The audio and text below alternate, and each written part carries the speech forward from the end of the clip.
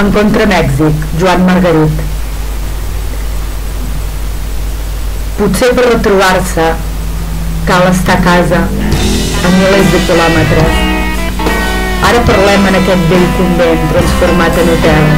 Hi ha encara els ulls de la dona, la por d'aquella nena. Són secrets de família, els monstres d'aquells contes de la infància. Un conte que no vam saber explicar-lo, o un conte que no va voler sentir. La vida és feta d'una sola por i moltes covardies. I doncs per retrobar-se cal estar a milers de quilòmetres de casa.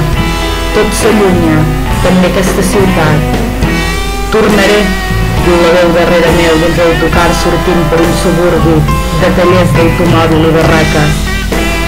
Ha de ser una veu d'una noia jove per dir això, perquè jo mai més no tornaré a Morella.